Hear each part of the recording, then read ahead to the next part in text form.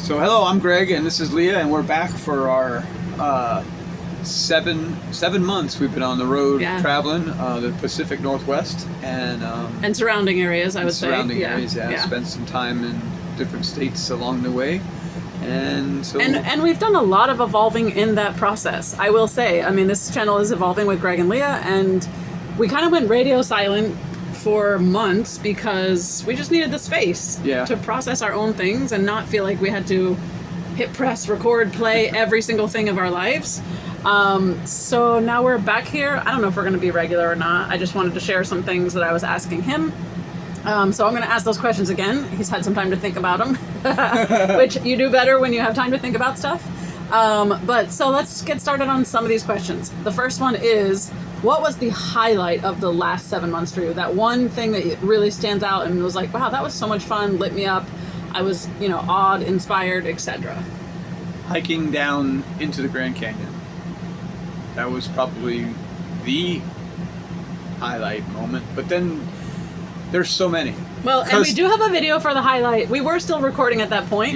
We do have that video when we hiked the Kaibab Trail. Right. So you can check that out, why he's saying that was such a great one.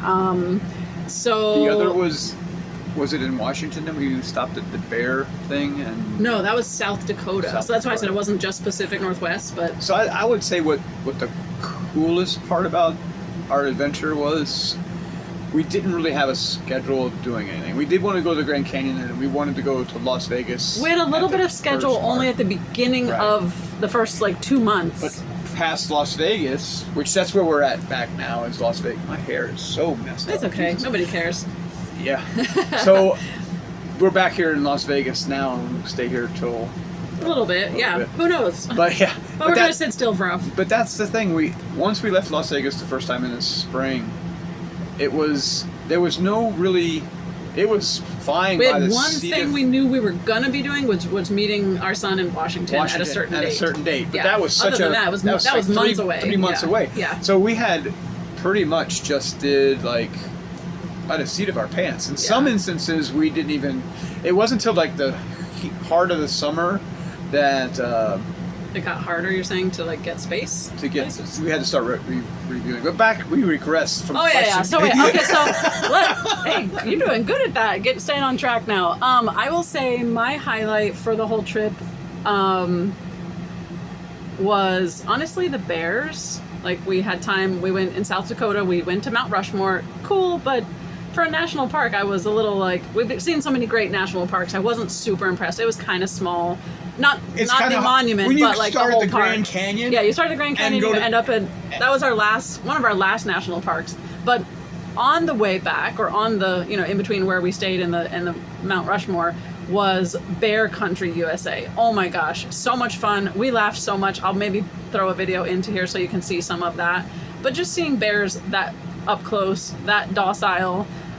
They were really hot and heated, but I don't know why. It just lit me up. I thought it was so much fun. It was one of those random surprises. We didn't plan on that. I mean, we didn't plan on a lot of this stuff, but typically we tried to hit up and plan national parks and see a lot of those that we didn't get to see before. And that's what I was getting into. Is the surprises were the and when I say surprises is we ended up at the bear place. Mm-hmm. We sitting on top of a freaking mountain on a hike, having a lunch at a picnic table, and a bald eagle flies right over our... Oh, that was in Washington. Right over our...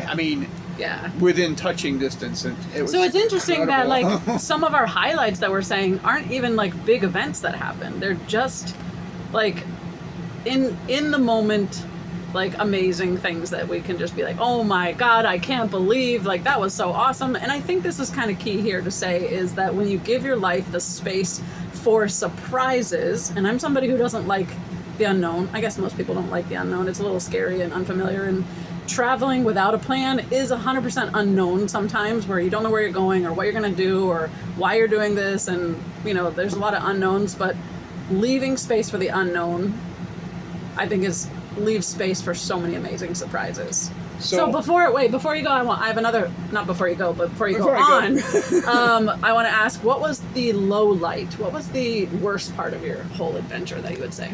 And you can't steal mine. Now that you know mine, Now you have to that I pick your know own. yours. Well, and I when you asked me this before off camera, I said the space that we live in, and then you could probably look around. Yeah, it's tight sometimes. The length of the RV is 30 feet, and the width of the RV is what, 10? I think 11. Yeah. Feet, And we yeah. do not have a slide out, so Right. and we did that by choice. We and did so, when we first bought this, but not intending to go full time in our life, though. It's true. So that was probably the low. But if that was the low, that was at a baseline 0, because everything else, I mean, No, you only get one. I only get one. Okay, so my low was we got sick, both of us. You got sick twice. One time in the Redwoods, while we were staying in the Redwoods, we were there almost a month. And you got sick. I thought maybe it was food poisoning at first, but I didn't know. It took you out for a few days. Like, you were straight in bed. And then another time when we were in Grants Pass, Oregon, which was a really great place. We loved it. Beautiful, beautiful. Both of us, I think, ended up getting almost like the flu or COVID or something. Yeah. I don't know. We were so sick. We were in bed for days, each of us. So we ended up staying there 3 weeks, even though we didn't intend to. But moving on was just we couldn't function. So that was the low point, is like getting sick during travel. And I say travel, but really it's just our life. Getting sick in life sucks. Think about the average. If someone in the past, we had 7 months on the road and we got sick once or twice. Once pretty bad. The one time in Grants Pass, And I mean, we that's were down about- for weeks. That's probably Yeah, average. yeah, I mean, yeah. I don't know why. If we could have caused just food poisoning. Who or whatever, knows? but It wasn't food poisoning. We had fevers and chills, and we were in bed for days at that point. Could've So been that was a low point. Yeah. Okay, so my next question would be for you is, what would you say to someone who's considering doing this? We've only done it 7 months. I know there's people who do it for years and years. We've done it for 7 months. What would you say to somebody who's considering this? Well, if you're considering it and there is a partner involved or something like that, consider together. But Yeah, make sure you're on the same page. man, take the leap and do it. We only get one life, and I never the amount of all around growth being on your own like that for a while. I mean, The only thing that didn't grow was our savings. That kind of shrunk. And that's why we're standing still now. So if you need to find out, Do you need help at your place? Do you need a really good employee? we're looking for jobs. Me or him. So I would say to someone considering this, just like I save said- money. yeah, well, save money, put it Don't, aside. if you think you're doing this, one thing, people I think they're going to save money by doing this. And Yeah, no. I think we could have saved Definitely prove that wrong. a whole lot more money. Oh, you know what I would say is, if you're going to do this, you just made me think of this. Buy the annual national parks definitely. pass. Here. That will save you money. It is $80 for the year. That, like, within 2 or 3 parks, you've already met that. And if you're planning on hitting a lot of these national parks, there is just going to be, oh, you're going to show us your park pass? Yep, there it is. Ba-ba-ba. Bum, you can't steal the number. Yeah. Yeah, you got to put your ID with it every time you go in anyways. That is a really great investment of just $80 to just get in to every national park. I would definitely say that. Look and see, what kind of specials and deals as you travel, that depending on the season, there are a lot of really great deals that RV parks will give. Oh, also, my other recommendation that we both love is Love's RV Parks. Oh, God, yes. I mean, Love's, yeah, is that how you say it? Love RV Stops. The Love's truck stops.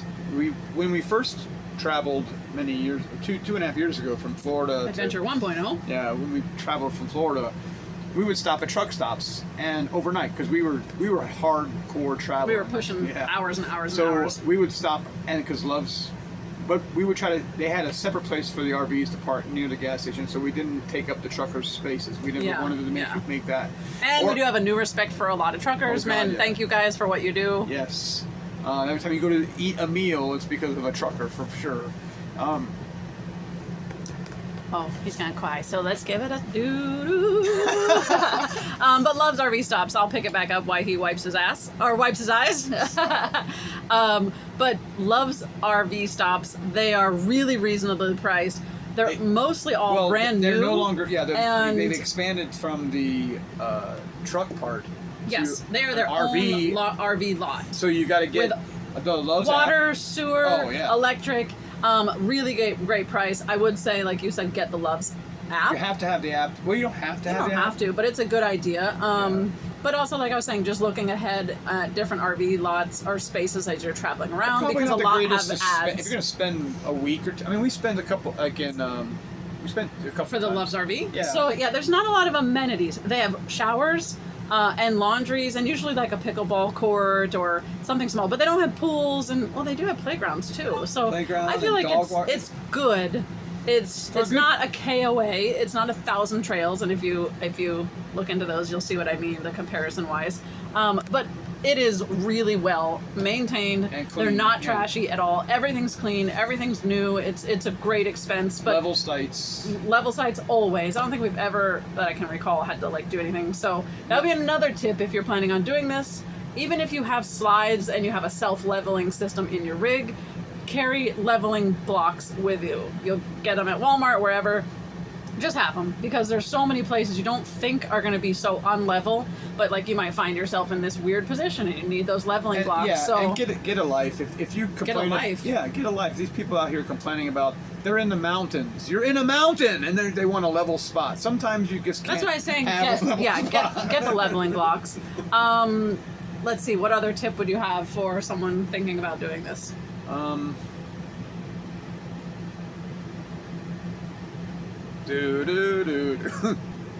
So some things are going to happen.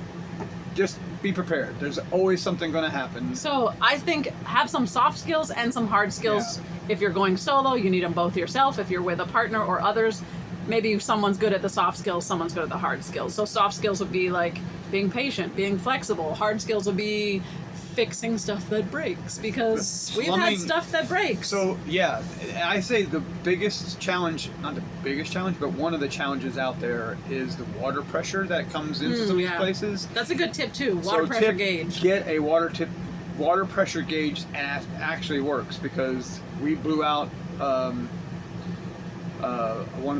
of the screw-on gas. These things are put together pretty. These things being the RVs. RVs themselves, Yeah. they're not plumbed by professional Yeah. plumbers.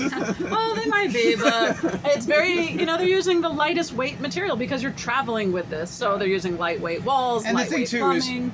is when you're driving, and I was talking to a guy just a while back at the dog park. He was talking about his dog freaks out when they were driving. He rented an RV, motorhome, and you think like when you're watching these movies like Vacation or movies with Robin Williams, where everybody's RV. talking It's and you called RV. you could be, it's all comfortable and the sound is. I mean, it's not that it's not comfortable, and it's not. The sound is atrocious. It's just The road noise can be a loud, lot at times, and yeah. everything is shaking. And if you like, we've gotten ours down to a science where we put Sometimes napkins we or might towels forget, yeah, on things. to stop things that rattle, because it gets to be kind of annoying, or we just turn the music up. That's all you do. But soft skills, hard skills, like these are important to have. Like you're gonna have to fix something at some point. that's what I'm saying. The things are going to break and shake, and so water pipes are shaking, and so then you get a high pressure system that you're used to, and you should be around 30 to 50 psi. And some of these parks, they fluctuate back and forth because depending of on the pumps. how many people also are using something. If the pumps, some of these you're out in the wilderness and you're just pumping water, and so some of the things that have broken while we've been on the road is the water lines. We've had water, not horrifically. No, you catch it in but time. you catch it in time. Also, like the gas line thing, our muffler got loose. Like the rattling on the muffler is atrocious. The gas, something you said, some kind of O-rings or something on the line we need to repair when you pump gas. Oh yeah. You're like, I'm trying not to think about it. Anyways, hard skills and soft skills, both very important if you're going to spend even a few weeks straight traveling, is really important. A good, simple automotive toolkit with wrenches and sockets and hammers and things like yeah, that. probably whatever else you need. And you don't need to go crazy. I think I bought that green box on Amazon for like $100, and it's been a value to me for sure. Yeah. But yeah. Okay, so we're gonna sign off. It's been like 15 minutes here, but before we do, I know we haven't been putting anything much on this channel. I don't know if we'll get back to it regularly. We'll see what life brings. But I definitely want to highlight 2 channels that are new, 2 things that are going on.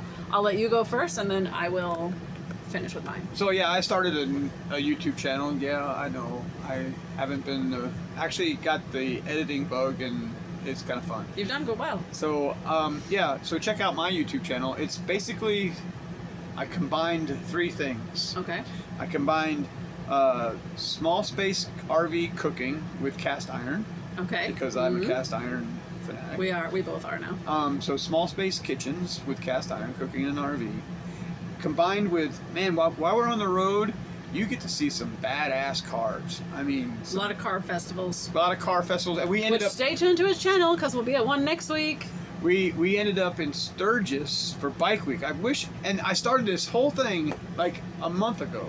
I don't even think it's been a month. So I that didn't you even get to started. I film don't know. any of the experiences because I've never been to I film. might have some footage for that. So But anyway, so you got cars, you got I got cars, cooking. cooking, and we mix it all. We tie it all together with rock and roll. So if you like bands like Sabbath and Okay, so what's the channel? it's called The Gregory. 888, right? 4/8. Yeah, Is that the channel? The Gregory Okay. 4/8. I'll try to put in the link here as well.